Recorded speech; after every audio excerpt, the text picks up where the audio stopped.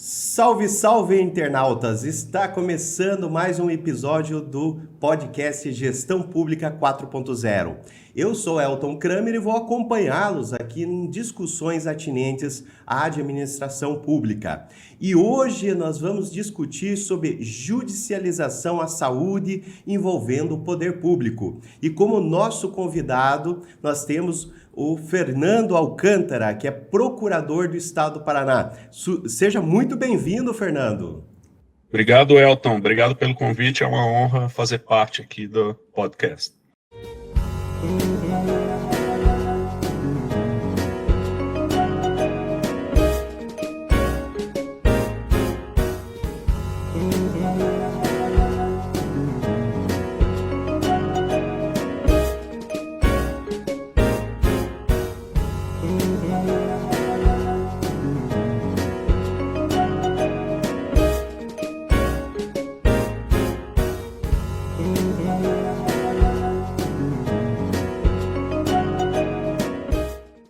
Fernando, nós trabalhamos juntos, né? Somos colegas aí da PGE e a gente tem notado que houve um aumento aí da judicialização da saúde, né? Isso num plano geral, né? Envolvendo União, estados, municípios. O que a gente deixa de fora aí é a questão de plano de saúde, ainda que temos mais aí um campo ainda para discussão.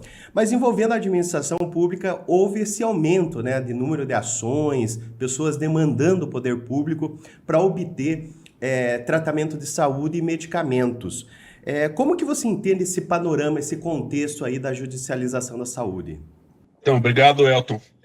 Eu estou na PGE já há cerca de 12 anos e desde que eu assumi lá, a gente sempre tratou desse assunto. Então, desde 12 anos, quando eu assumi como procurador, já venho tratando da questão da judicialização.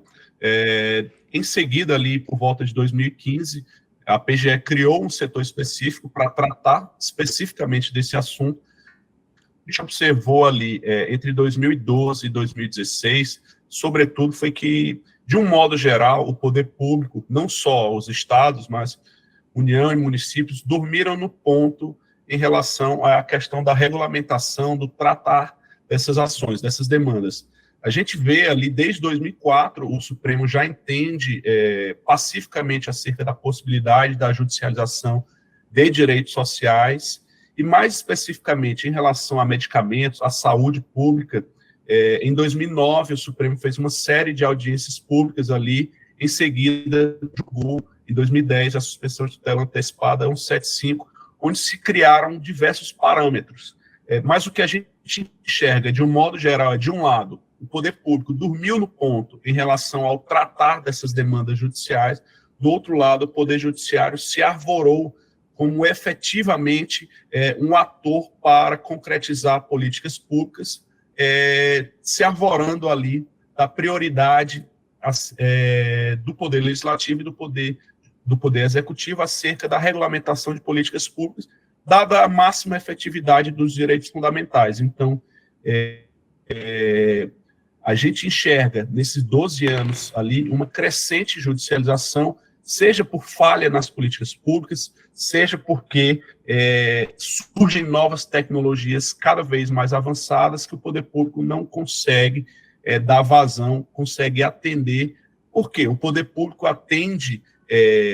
cria políticas públicas dentro de uma ideia de macro-justiça, tratando de maneira universal, de maneira econômica, ou seja, quando o poder público vai instituir uma política pública, ele fundamentalmente adota dois parâmetros: a universalidade, ou seja, atender o máximo da população, atender o máximo de pessoas possível, e o parâmetro da economicidade, parâmetro orçamentário, aquilo que cabe no bolso. Então, quando o poder público vai instituir uma política pública, ele quer atender ao máximo de pessoas possível, da melhor maneira, gastando o mínimo possível, de uma maneira efetiva. Quando o judiciário se arvora para atuar nas demandas judiciais, o Poder Judiciário acaba provocando uma iniquidade, porque o Poder Judiciário está, no mais das vezes, atuando de maneira isolada, de maneira anti-isonômica. Ele está atuando ao caso concreto. Enquanto o Poder Executivo e o Poder Legislativo, quando criam políticas públicas, eles estão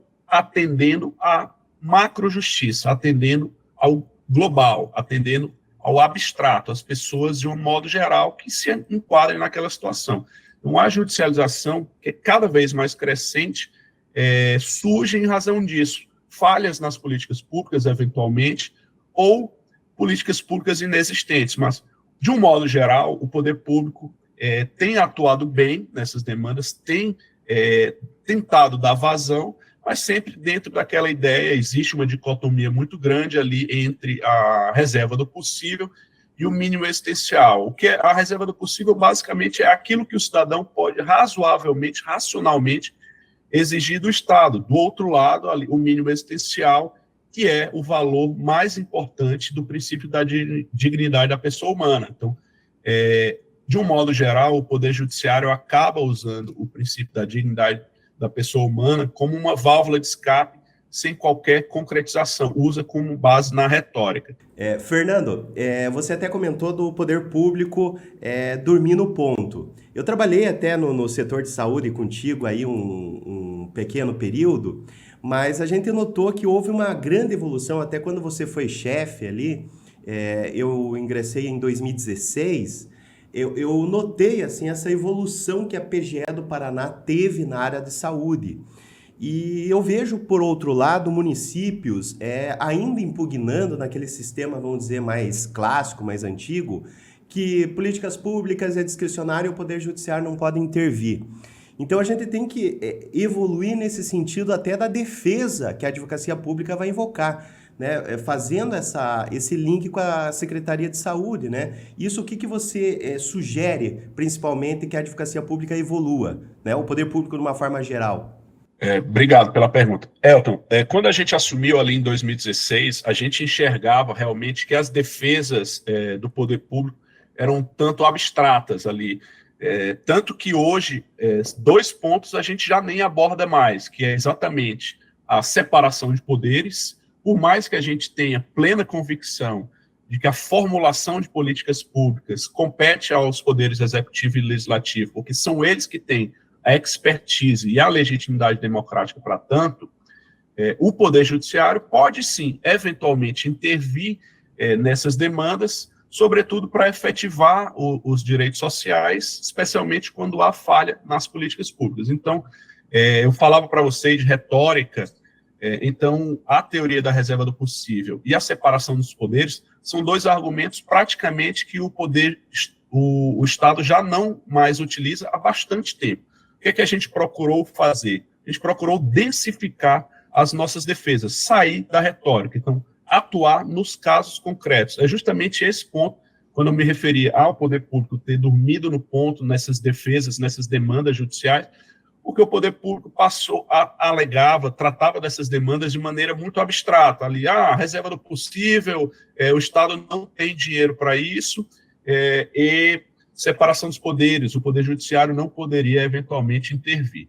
Hoje, a gente só utiliza a teoria da reserva do possível no sentido de densificar, de concretizar argumentos, no sentido de que aquela política pública, aquela demanda que está sendo exigida judicialmente, não pode ser universalizável, não pode ser fornecida a todos os pacientes que se encontram nessa situação. Justamente, eu falava para vocês, olha, a política pública tem que ser voltada à universalidade, à coletividade, e de maneira a gastar o dinheiro, o erário, de maneira econômica, de maneira efetiva. E quando o Poder Judiciário intervém nessas demandas, o Poder Judiciário está pensando no caso isolado, e é nesse sentido específico que a gente eventualmente utiliza a teoria da reserva do possível quando a gente está tratando de medicamentos muito caros, que seriam impossíveis de ser universalizados, fornecidos a toda a população que se enquadrasse naquela situação. Então, argumentos como a reserva do possível e a separação dos poderes, de um modo geral, não são mais utilizados, e a gente tem tratado as demandas concretas. O paciente específico está pedindo um tratamento específico. A gente vai adentrar naquela seara daquele tratamento, se aquele tratamento realmente é efetivo, se ele deve ser fornecido, se já há a análise dos órgãos técnicos acerca da incorporação, acerca da possibilidade de fornecimento daquele tratamento ou não. Fernando, você falou ali sobre a incorporação, né, de medicamentos. E a gente tem a discussão, até o Supremo, o STJ já falou várias vezes sobre o chamado rol taxativo de lista de medicamentos, o SUS. Isso tem gerado aí um parâmetro para a atuação da advocacia pública de uma forma geral? É uma orientação? Ou nós temos como algo, como diz, é taxativo mesmo e a gente coloca aí como obrigação da gente defender esse rol? Certeza, Elton. Acho que essa é a pergunta fundamental quando a gente está tratando de judicialização da saúde, especialmente da saúde pública. Eu falava para vocês de políticas públicas. Hoje, a política pública de assistência farmacêutica, já que a gente está tratando especificamente de medicamentos, é muito bem definida e ela é prevista através da RENAME, que é a Relação Nacional de Medicamentos Essenciais. A RENAME prevê uma série de medicamentos que devem ser fornecidos pelo poder público, e se não são fornecidos administrativamente pelo poder público, dão ensejo a um direito subjetivo do cidadão a recebê-lo judicialmente. Então, tudo aquilo que está na RENAME, tudo aquilo que integra a política pública, deve obrigatoriamente ser fornecido de maneira administrativa, claro, desde que o paciente preencha os requisitos para tanto. Então, se aquilo está dentro da política pública, há um direito subjetivo ao recebimento daquele tratamento. Se eu estou tratando de questões fora da política pública, ou seja, fora daquilo que está incorporado, fora daquilo que está no rol taxativo, o STJ já definiu critérios que o paciente deve preencher para que se receba determinado tipo de tratamento não incorporado, ou seja, aquilo que está além da política pública. Então, se o paciente precisa receber um tratamento que está na política pública, se ele preenche os requisitos administrativos para tanto, ele tem direito subjetivo a recebê-los. Agora, se ele postula algo que está fora, além dos parâmetros já definidos na política pública, ele tem que preencher determinados requisitos. O STJ já disse quais são esses requisitos ali. Basicamente, são 3, Elton. Diz respeito ao registro do medicamento na Anvisa, ou seja, o medicamento tem que estar registrado no órgão regulador que atesta a segurança da comercialização daquele tratamento no país. O paciente não pode ter condições de comprar aquele medicamento, ou seja, o paciente tem que ser hipossuficiente para a compra do tratamento. Isso é importante esclarecer que a hipossuficiência aqui não significa dizer que o paciente seja paupérrimo, não tenha qualquer condição. A hipossuficiência aqui é para a compra do tratamento. Isso porque hoje a gente tem tratamentos cada vez mais caros que não permitem que um cidadão comum os adquira no mercado local. E o terceiro requisito, o mais importante deles, é a necessidade e adequação do tratamento e a inexistência de tratamento no sistema único.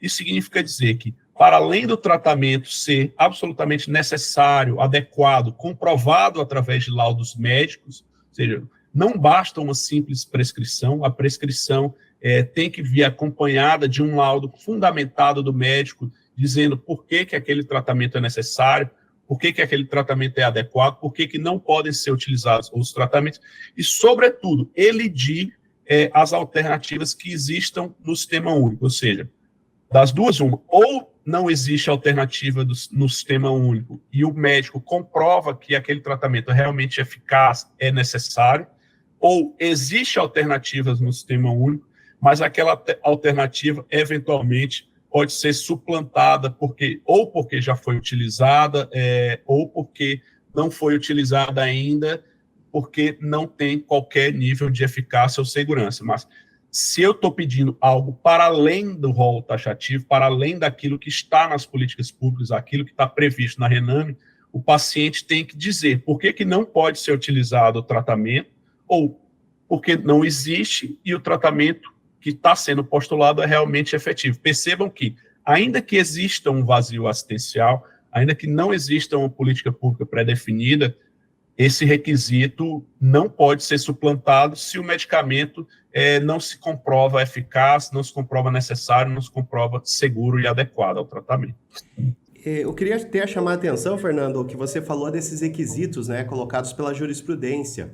E uma coisa que funcionava muito bem, funciona, né, até hoje muito bem aí na PGE, e eu vejo que eu não digo a maioria, mas grande parte dos municípios não tem a possibilidade de dispensa que os procuradores têm de não contestar, não recorrer de decisões que estejam adequadas ao entendimento jurisprudencial predominante, né? Então isso até eu queria que você comentasse um pouquinho, porque vai ter muitos procuradores públicos, inclusive municipais, que nos veem, nos escutam. Como que funciona isso? Como que foi a ideia e o que precisa para você gerar uma segurança jurídica do procurador dizer, não, aqui está tudo cumprido os requisitos e eu não vou recorrer, né? Como que funciona isso? Obrigado, Elton. Quando a gente dá aula sobre esse assunto, a gente faz todo um discurso acerca da política pública, da necessidade de se observarem critérios, e faz um discurso ali que, no mais das vezes, parece um discurso de defesa ao Estado, mas esse discurso é muito mais um discurso de defesa aos municípios do que qualquer coisa, porque quem mais sofre com a judicialização é, sem dúvida alguma, os municípios. Porque, mal ou bem, o Estado ainda tem alguma condição de arcar com os custos da judicialização. A gente falava de reserva do possível, que a reserva do possível deve ser fixada no sentido da universalização dos tratamentos. Se eu peço um medicamento de R$100 mil a um Estado, quase sempre, salvo algumas exceções, os Estados vão ter possibilidade de comprar aquele medicamento para o caso isolado, mas não necessariamente vão poder universalizar. Quando eu trato dos municípios, a situação é muito mais crítica. Se eu estou falando de um município muito pequeno, muitas vezes o orçamento daquele município não passa de R$100 mil para a saúde do ano inteiro. E aí eu me deparo com uma situação que o Poder Judiciário intervém na política pública e manda que o município forneça um medicamento de R$100 mil, R$200 mil, e o município é quem mais sofre. Então, quando a gente estabelece critérios para não apresentar defesas, não apresentar recursos, isso vai muito na base da racionalização do nosso trabalho. De nada adianta eu tentar contestar, tentar recorrer em matérias que já estão absolutamente consolidadas no Poder Judiciário. Eu trago muito mais trabalho aos procuradores, trago muito mais gasto ao erário, de maneira irracional. Então, quando a gente, na PGE, lá, já desde 2016, a gente tem uma série de enunciados, série de critérios para não apresentação de recursos, não apresentação até mesmo de contestações, vai muito com base da economicidade e da racionalidade do nosso trabalho. Então, esse é um trabalho que, eventualmente, pode também ser feito pelas procuradorias municipais, quando se observa os critérios que os tribunais já definiram e, sobretudo, com medicamentos específicos. A gente tem uma série de medicamentos ali que já, embora não incorporados, já tem um entendimento consolidado nos tribunais acerca da possibilidade de cobrança e fornecimento daqueles tratamentos. É justamente nesses pontos que eu enxergo a possibilidade de intervenção das procuradorias municipais para não apresentação de recursos, não apresentação de defesa, sobretudo quando a gente tem agora o entendimento da solidariedade sendo revisitado ali pelo Supremo. A gente tem uma série de discussões no Supremo acerca das competências da repartição administrativa de atribuições dos entes, e hoje o Supremo deu um passo para trás em relação a isso, disse que quando a gente está tratando de medicamentos não incorporados, a solidariedade subsiste, ou seja, os entes continuam a poder ser cobrados de maneira isolada ou conjuntamente, e se um município acaba sendo demandado por medicamentos ali que estão dentro da sua atribuição de competência, ainda que não incorporados, eu não enxergo, se o medicamento é adequado, eficaz, eu não enxergo uma possibilidade muito efetiva de defesa dos municípios, e é exatamente nessa seara que eu enxergo a possibilidade dos municípios criarem mecanismos de não apresentação de recursos, não apresentação até mesmo de defesas de contestações, porque racionaliza o nosso trabalho e permite que a gente trabalhe naquilo que realmente interessa, naquilo que realmente provoca danos significativos ao erário. E aproveitando, Fernando, até essa questão de dispensas, né, de recursos e contestações, até uma linha que o próprio Tribunal de Contas tem defendido, porque nós temos aí uma racionalização, ou seja, uma dispensa, por exemplo, de contratação de um número infinito de procuradores, porque, obviamente, os prazos vão crescendo, você vai depender de um número quase infinito de pessoas para estar trabalhando. E com a forma que você tem matérias praticamente pacificadas na jurisprudência, não tem o porquê a gente insistir, né? Então, o próprio Tribunal de Contas tem passado uma orientação, principalmente para os municípios, de se espelharem nos estados. Porque a maioria dos estados já tem, a exemplo do estado do Paraná. E tem funcionado bem, não só para a área de saúde, mas a área tributária, a área de execução contra a fazenda, né? Então é uma forma de racionalização, como você falou. E se a gente pensar do outro lado, Fernando, quando a gente tem que contestar, vamos dizer que não está englobado aí numa dispensa de recurso ou de contestação, qual que seria a linha correta de estados e municípios, cada um dentro da sua peculiaridade, é claro, né? Mas qual seria a linha de defesa, assim, que você orienta? Que, não podemos esquecer de bater nessa tecla que temos mais chance de êxito e levar para o judiciário e talvez provocar uma mudança. Então, Elton, em relação à defesa específica das demandas, a gente tem tratado caso a caso, embora a gente trate na judicialização de um modo geral como demandas de massa, na PGE hoje a gente tem uma especialização tão grande que a gente tem procuradores designados para tratar de grupos de medicamentos específicos. Por quê?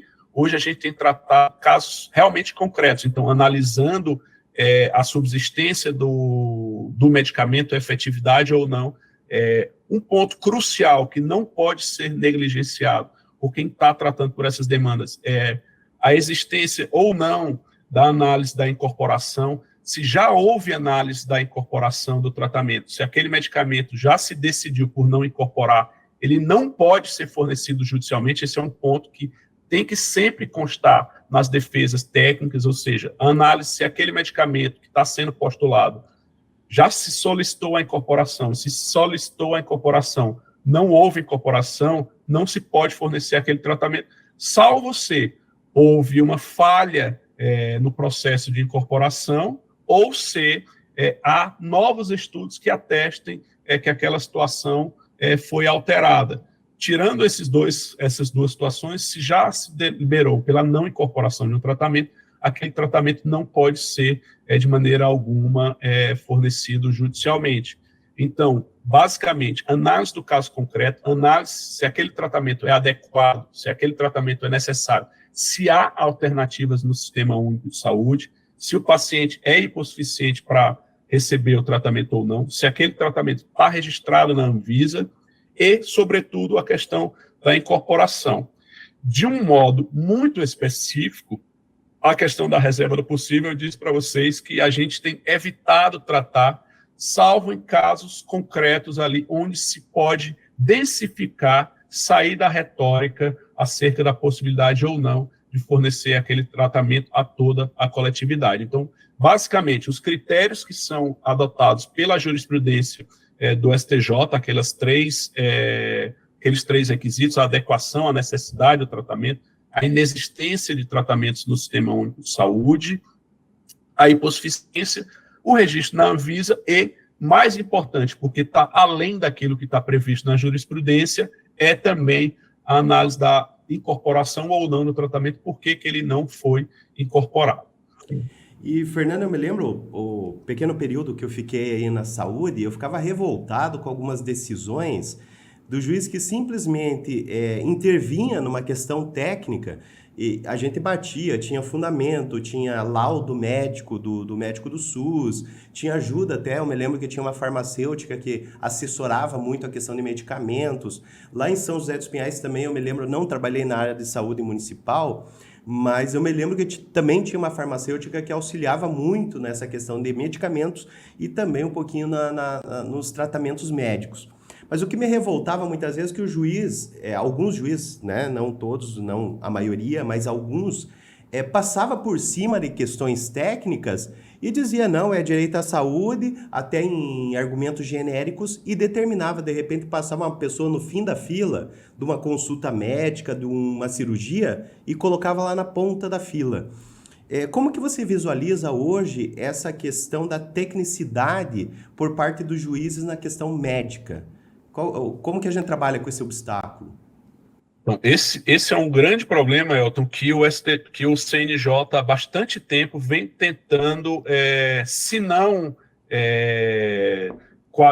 melhorar de maneira efetiva, pelo menos qualificar o Poder Judiciário. Então, o CNJ tem adotado uma série de medidas para qualificar o magistrado para atuar nessas demandas, seja com a criação do Fórum Nacional de Justiça, seja com a criação dos comitês estaduais de justiça, seja com a especialização das varas de saúde pública, seja com a criação dos NATs, ali, que são os núcleos de apoio técnico aos tribunais para emissão de laudos e pareceres, para realmente qualificar para que o Poder Judiciário, para que o julgador possa atuar de maneira com conhecimento, com segurança nessas demandas. Então, o CNJ tem realizado fóruns, tem realizado as jornadas de direito à saúde.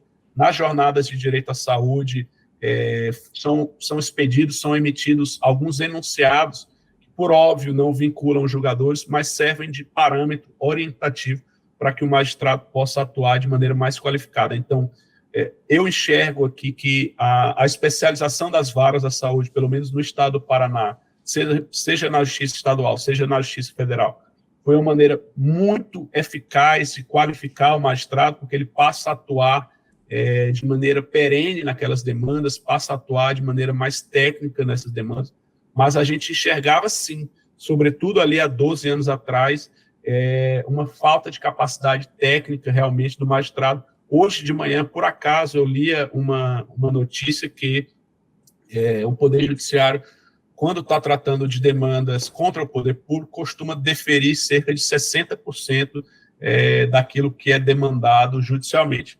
Esse número me deixou relativamente feliz, Elton, porque eu falava para ti que há 12 anos eu venho tratando dessas demandas. Se há 12 anos atrás a gente tivesse uma estatística efetiva sobre esse assunto, eu posso te assegurar que 99,9% das decisões judiciais eram pelo fornecimento do tratamento. Então, porque o juiz sempre dizia, na minha mão não morre, eu não entendo do assunto, então se tem uma prescrição médica, eu vou fornecer.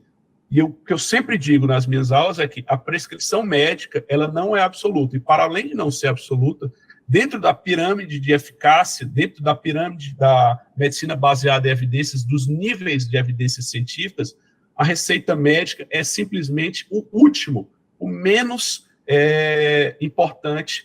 Por quê? Porque o laudo médico, a prescrição médica, por mais importante que seja, ela surge de um único médico, que por mais capaz que seja, ele é falível. Então, a prescrição médica ela pode ser elidida por diversos fatores, ali, por estudos médicos, por laudos circunstanciados, por pareceres do NAT, perícias médicas. Então, hoje, o magistrado tem um leque de oportunidades ali, tem um leque de ações que estão à sua disposição antes de decidir. Então, essa estatística ali, uma alteração de 100, praticamente 100% para 60%, embora possa parecer muito a taxa de sucesso das demandas judiciais, já me parece que o Poder Judiciário tem se qualificado muito mais, seja com as perícias médicas, seja com os laudos do NAT, mas é fundamental realmente que o Poder Judiciário atue, no caso concreto, entenda, para além de política pública, entenda a saúde de um modo mais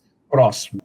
E se levar em conta até, Fernando, essa diminuição que você falou de 99% para 60%, se a gente pegar em números, a gente vai ter uma economia muito grande, né? Porque tem medicamentos, tem tratamento de saúde, e claro, tem aquilo que é devido, que realmente o Estado falhou, mas tem aquilo que é indevido, né? Que antes de uma especialização, antes de você trabalhar com uma forma de gestão, você tinha que conceder, porque o juiz chegava, é melhor eu conceder do que não conceder, porque eu fico com a minha consciência tranquila. Mas não é assim, né? A gente tem que ter tecnicidade, a gente tem que defender o que realmente é devido ao cidadão, né? E falando nisso, a gente caminhando já para o final, né? Tudo que é bom dura pouco, né, Fernando? Mas eu gostaria até de que você comentasse um pouquinho, e em todas as entrevistas até eu chamo a atenção, é uma coisa que eu falo para os meus alunos no curso de Direito, nas pós, que já foi o tempo do aluno que apenas estudava letra de lei e advogava tranquilo, né? Então, em algumas áreas, até a execução fiscal tem aquele preconceito, né? Professor, é só pegar penhora e tocando com as coxas, né? Mas já foi o tempo, né? Hoje, até na PGE, a gente é muito cobrado por resultados e tal. Então, hoje já mudou. Eu acredito que grande parte das procuradorias aí maiores já tem essa cobrança por resultados. Eu queria que você comentasse um pouquinho sobre aquele procurador que vai tomar posse agora, um conselho mais ou menos, procurador, porque tem muitos concurseiros que também nos seguem, alguns já passaram em concurso, tomaram posse recentemente, e ele caiu no setor de saúde. O que você daria como conselho para ele se preparar, para ele agir com eficiência e ser um bom procurador? Obrigado, Elton. Então, antes de tudo, fundamental, para além da qualificação técnica, se o procurador passou no concurso, por óbvio, ele vai ter aquela qualificação técnica para assumir o concurso e tratar bem dessas demandas. Mas é fundamental que a gente tenha também um olhar humano ali, saber que nós estamos tratando de pessoas, estamos tratando com gente, entender do global, entender de políticas públicas, entender do macro, mas, sobretudo, um diálogo, uma troca de experiências com as realidades de outras localidades. Hoje, nós temos ali um grupo nacional de procuradores dos estados que atuam especificamente em saúde pública, trocando experiências, aquelas situações que acontecem em determinada localidade, elas vão se replicar, mal ou bem, em um maior ou menor escala em outras localidades. Então, o meu conselho que eu trago aos colegas, para além da qualificação técnica, que todos eles já terão, conhecer muito bem a jurisprudência dos tribunais superiores, do STJ, do STF, sobre o assunto. Cada vez mais o STJ tem avançado em particularidades. Hoje o STF já vem falando o que desde 2016 eu falo quando trato de demandas judiciais em saúde, que é a questão das demandas estruturais, das alterações institucionais, e essas alterações institucionais, por óbvio, elas têm a ver com as realidades locais. Então, sobretudo, conhecer tecnicamente as decisões do STF e do STJ, mas ter um olhar humano com as realidades locais, saber que paciente, processo, não envolve só uma capa, envolve pacientes, mas a gente tem que pensar também no macro, pensar no global, pensar na política pública, pensar na universalidade. Então, é fundamental que a gente tenha esse olhar holístico, ou seja, entender o macro, esse olhar humano, mas também conhecer as realidades locais, trocando experiências com outros colegas, trocando experiências com outros procuradores de outras localidades. Assim, eu acho que a gente pode evoluir muito no tratar dessas demandas. Fernando, agradecemos muito a sua presença aí no nosso programa de podcast. Com certeza foi muito ilustrativo para os nossos ouvintes, os nossos seguidores, que na maioria são servidores públicos e com certeza vão replicar esses ensinamentos aí no seu ente federativo. Agradecemos muito e te aguardamos aí numa próxima oportunidade para continuar esse papo aí sobre judicialização da saúde. Elton, te agradeço muito pelo convite, aí foi realmente muito legal, muito proveitoso, e me coloco à disposição para outras oportunidades, a gente tratar do mesmo ou de outros assuntos, com mais vagar ali, tratando de questões mais pontuais. Fico bastante à disposição, grande abraço, muito obrigado pelo convite. E agradecemos todos vocês que nos acompanharam até agora. Não esqueçam, então, de curtir esse vídeo, compartilhe com os amigos e se inscreva no canal do professor Elton Kramer, que vai ter mais episódios aí na sequência. Um grande abraço a todos e até a próxima.